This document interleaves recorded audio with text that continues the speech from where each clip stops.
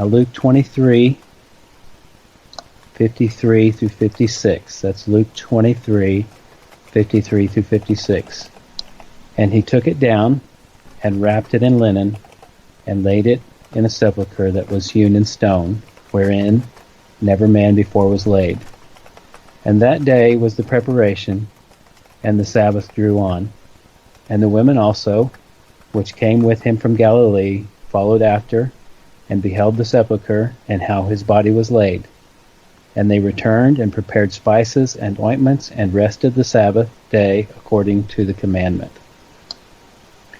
It's after sundown, and it's still the preparation day. Verse 54 says that the Sabbath drew on, and that word is epiphosko. It's Strong's G 2020, and it means to begin to grow light or to dawn. And that is when they left to go home and observe the Sabbath, just before sunrise. Matthew 28 and verse 1, that's Matthew 28, 1, says, in the end of the Sabbath, as it began to dawn, toward the first day of the week, came Mary Magdalene and the other Mary to see the sepulchre. Mark 16, 1. That's Mark chapter 16, verse 1.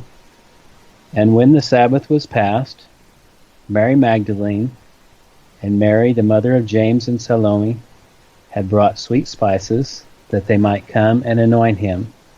And verse 2, and very early in the morning, the first day of the week, they came unto the sepulchre at the rising of the sun. Luke 24, verse 1. That's Luke chapter 24, verse 1. Now upon the first day of the week, very early in the morning, they came unto the sepulchre, bringing the spices which they had prepared, and certain others with them. John chapter 20, verse 1. That's John 20, verse 1.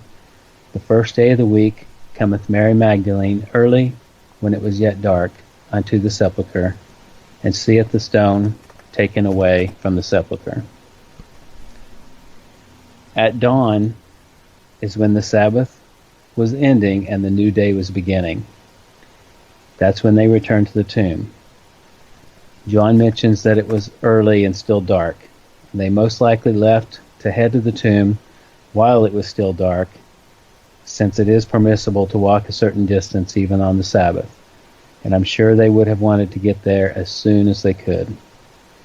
It was about 4 hours between Yeshua's death and sunset. It would have been impossible for everything that's recorded in Scripture to happen before sunset. That's what I was taught and believed until I studied this for myself. So I would encourage you to study it for yourself. I'm not going to get into which day he was buried, because that's a whole other study. What I do want to say is that they arrived back at the tomb very early at dawn, just as a new day was beginning on the first day of the week, which would be what we call Sunday. He was already resurrected.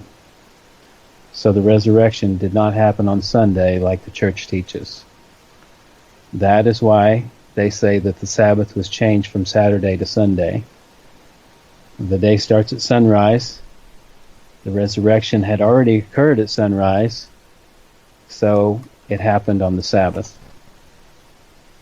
That's even more reason that we should be keeping the Sabbath on the seventh day of the week, as we're commanded, and not on the first day of the week.